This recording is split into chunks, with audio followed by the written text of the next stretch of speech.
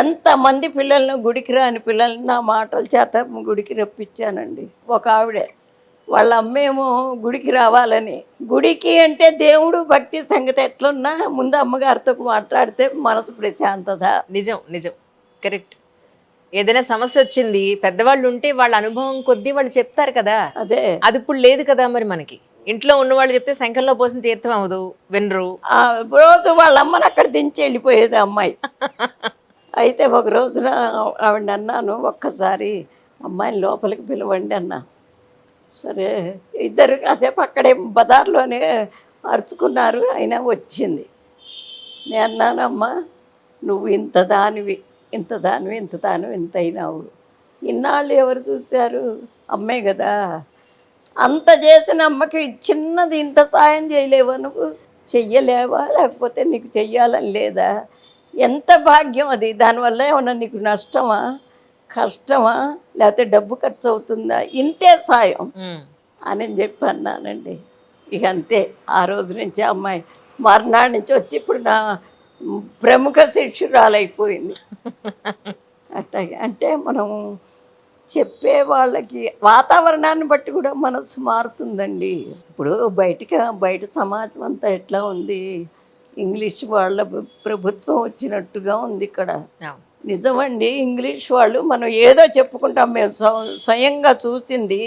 ఆడవాళ్ళని ఎప్పుడు వాళ్ళు ఇది చేయలే. ఆడవాళ్ళు ఎక్కడో ఉన్నారు అనగానే వీళ్ళంతా లోపలికి ఎక్కడెక్కడ దాక్కునేవాళ్ళు ఆడవాళ్ళు.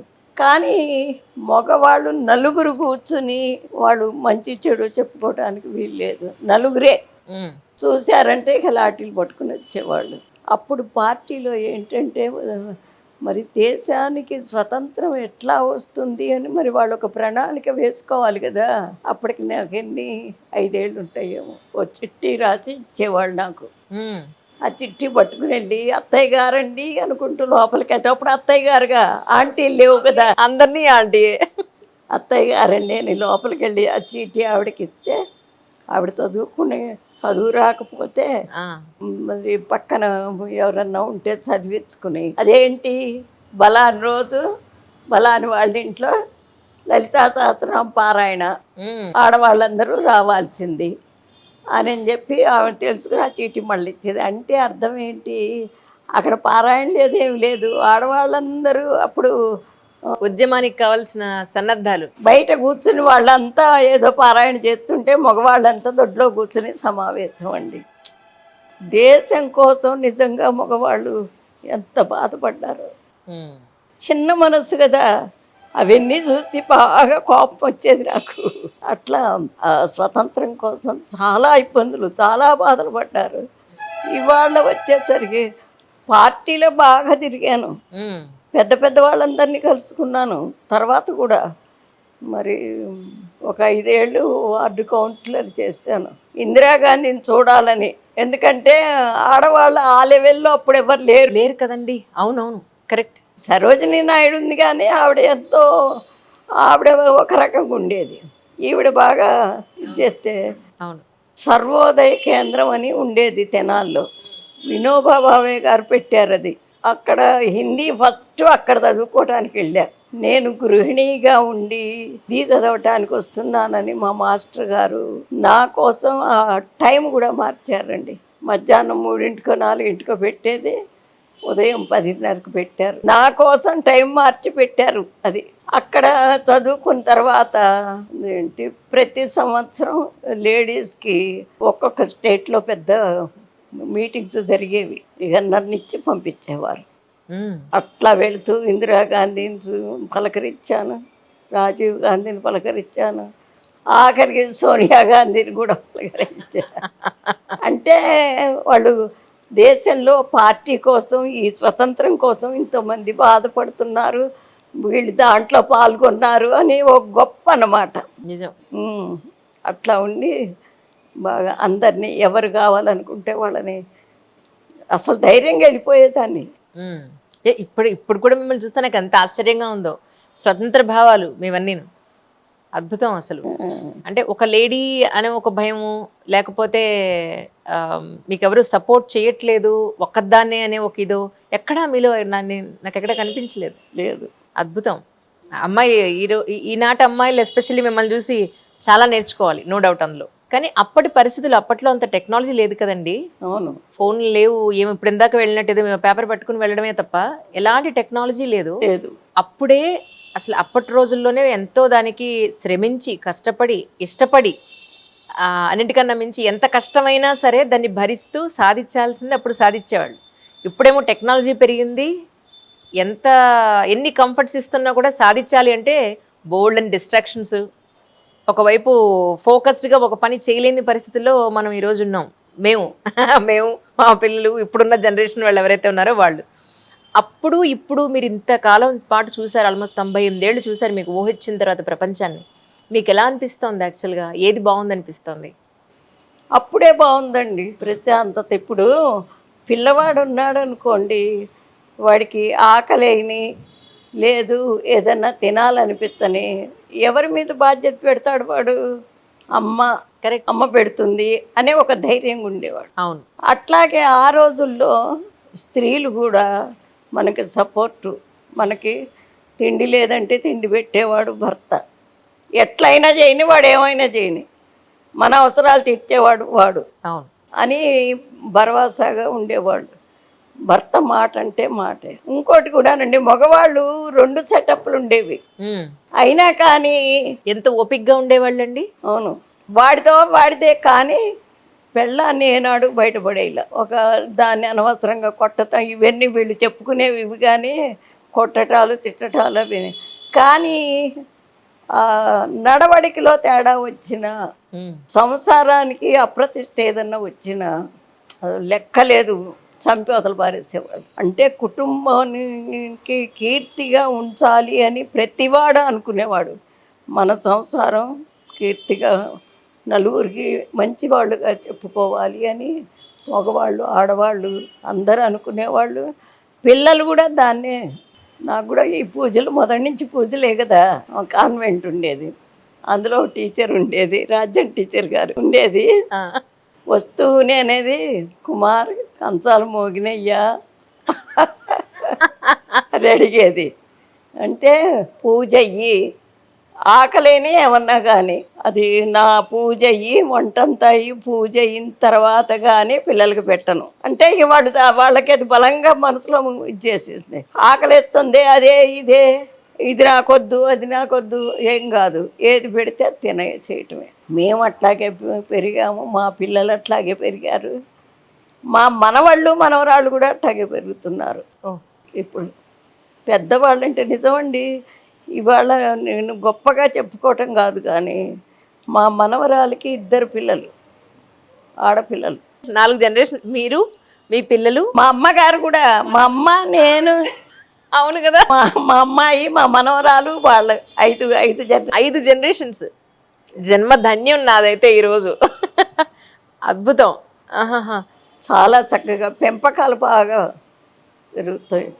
పెంపకాలు అంటే ఇప్పుడు వాళ్ళకి ఇష్టమైన వాళ్ళు అడగచ్చు, పెట్టించుకోవచ్చు. అట్లా కాకుండా నువ్వు ఇది చేసావు, నీకు తెలీదు, నీకు రాదు, ఇవన్నీ చిన్నప్పుడు ఏమైనాయి? చిన్నప్పుడు ఏది పెడితే అది తిన్నారు కదా. ఏ పెద్దవాళ్ళు అయిన తర్వాత సావాసాలు బట్టి, వాతావరణాన్ని బట్టి అట్లా తయారు. అసలు ఇప్పుడు మన పిల్లలే చెబుతున్నారు ఏమని, అమ్మో ఇది తినడు వాడు, ఇది వండితే అది తినడు. నేనేం చెప్తానంటే ఇప్పుడు పిల్లలకి, నాకు అసలు చదువు రాదయ్యా, మీరు బాగా చదువుకున్న వాళ్ళు కదా, ఏ దాంట్లో విటమిన్స్ ఏ కూరగాయల్లో ఉంటాయి చెప్పండి కాస్త, నాకు తెలియదని చెబుతా.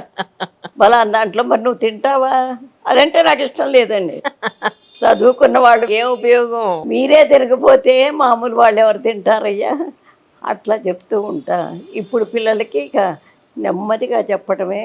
పెద్ద పిల్లలకి, చిన్నవాళ్ళకైతే మాత్రం భయం ఉంటేనే బాగుపడతారు. అంతేనండి, భయం ఉండాలి. నిజం. వెనక ఏమనుకునే వాళ్ళంటే మగవాడు కొన్ని పనులు చెయ్యొచ్చు, కొన్ని చెయ్యకూడదు. ఆడవాళ్ళు కొన్ని చెయ్యొచ్చు, కొన్ని చేయకూడదు. కరెక్ట్. ఇప్పుడు మా పిల్లలు శుభ్రంగా వాళ్ళ ఆవిడకి తను హెల్ప్ చేస్తాడు, బాగా చేస్తాడు. అది లేదు అలా మేలిగో వెళ్ళి పనులు చేయాలి, వెళ్ళి పనులు చేయకూడదు అనేది లేదు. అది లేదు, అన్నీ చేస్తారు. కూరలు దొరికి పెడతారు, మా మా వాళ్ళ ఇళ్ళల్లో అందరి ఇళ్ళల్లోనూ అంతే మగపిల్లలు సాఫ్ట్వేర్ ఇంజనీర్ డాక్టర్లు కూడా ఉన్నారు. మా చెల్లెలు కొడుకు ఇద్దరు, మనవడు ఒకడు డాక్టర్లు. అయినా కానీ వాళ్ళు చక్కగా చేస్తారు. అప్పుడు ఏమీ నామోషి అనుకోలా ఉమ్, అప్పుడు. అవును. ఇప్పుడు చెబితే మాత్రం నామోషి అనుకుంటారు. ఏమండి ఒక్కరు ఈ పని చేయండి అంటే. అలా చెప్పకూడదు. అప్పటికి ఇప్పటికి చాలా మనసుల్లో వాతావరణాన్ని బట్టి మనసుల్లో మార్పు వచ్చిందండి. పిల్లలకి వాతావరణాన్ని బట్టి మనసుల్లో మార్పు వచ్చింది. తర్వాత పక్కన ఉండే ఫ్రెండ్స్ సగం. అవును. కానీ మీరు చెప్పండి, ఇన్నాళ్ళ మీ సంసారంలో సంసారం నిలబడాలి అని అంటే ఆడదాని చేతిలోనే ఉంటుంది అని ఇప్పటికీ అంటూ ఉంటారు కదా. నిజంగా ఎంత శాతం ఆడదాని చేతిలో ఉంటుంది? మొత్తం అంతా లేడీయేనా ఒక సంసారం నిలబడాలి అని అంటే? మగవాళ్ళది ఏమీ ఉండదంటారా? ఏమి ఉండదంటే వాళ్ళది డబ్బు సంపాదించేది మాత్రమే. ఉమ్, ఇంట్లో ఎవరికి ఏది కావాలి, ఏం పెట్టాలి, వాడు ఇవాళ అన్నం తినలేదే వీడు ఎందుకనో, ఏ నాన్న ఆకలేయట్లేదా, ఒంట్లో ఎలా ఉందో. వాడికి ఎందుకు ఇట్లా వచ్చింది అని అబ్జర్వేషన్ చేసి వాడికి కావాల్సింది పెట్టడం. పెద్దవాళ్ళు ఉన్నారు, అయ్యో 12 అయింది మామగారు ఇంత మటుకు ఆయన టిఫిన్ కూడా తినరు, అన్నం పెట్టాలని గబగబా చేసి పెట్టడం. అమ్మవారు ఇంతమందిని సృష్టి చేసి తన బదులుగా మనల్ని సృష్టి చేసిందండి. అంతే. అసలు ఎవరైతే వాళ్ళ కుటుంబాన్ని వాళ్ళు చక్కగా వీళ్ళందరూ నా వాళ్ళు నా మీద ఆధారపడ్డారు కాబట్టి నేను కరెక్ట్గా చెయ్యాలి ఉమ్, అనేది ఎవరికైతే ఉంటుందో అవును. సంసారాలు చక్కగా ఉంటాయండి. మరి ఇప్పుడు మగవాళ్ళతో పాటు ఆడవాళ్ళు కూడా ఉద్యోగం చేసేస్తున్నారు, అంతే టైమింగ్స్ వీళ్ళు కూడా బయటే ఉంటున్నారు. మరి ఇలాంటి పరిస్థితుల్లో అమ్మ ఉంటుంది మాకు పెట్టడానికి అన్న పరిస్థితులు లేవు కదా. అవును. సో మీ ఉద్దేశ ప్రకారం అంటే నేను చాలా మంది పెద్దవాళ్ళ ఇళ్ళు నేను చూశానండి. ఎంత చదువుకున్నా కోడళ్ళు కూతుళ్ళు అమ్మ ఉద్యోగాలు చేయకండి, మీ ఇంటిని మీ వాళ్ళని జాగ్రత్తగా చూసుకుంటే అంతకు మించిన దేశ సేవ ఇంకొకటి లేదు. అవును. కరెక్ట్గా హెల్త్ అండ్ వెల్త్ మీరు జాగ్రత్తగా చూసుకోగలిగితే వాళ్ళని, మీ ఇంట్లో వాళ్ళని చుట్టుపక్కల చూసుకుంటే అంతకు మించి ఇంక మీరు చేయాల్సింది గుర్తింపు ఇంకేం అక్కర్లేదు మీకు అనేది నేను చాలామంది పెద్దవాళ్ళలో చూశాను నా కళ్ళారా. అయితే ఇప్పుడున్న అమ్మాయిలు నాకు గుర్తింపు లేదు, 24 గంటలు నేను ఏవే పనులు చేయాలా, నేను ఉద్యోగం చేయకూడదా, ఇవి నేనే ఎందుకు చేయాలి, ఇలాంటివి వస్తున్నాయి కదా. అసలు ఇండియా అంటే ఇతర దేశాల్లో మన వివాహ వ్యవస్థకి ఎంత గౌరవం అండి. చాలా అండి, చాలా గౌరవం. కానీ బీటలు వారింది, ఇప్పుడు మనకు కూడా చాలా బీటలు వారిపోయింది.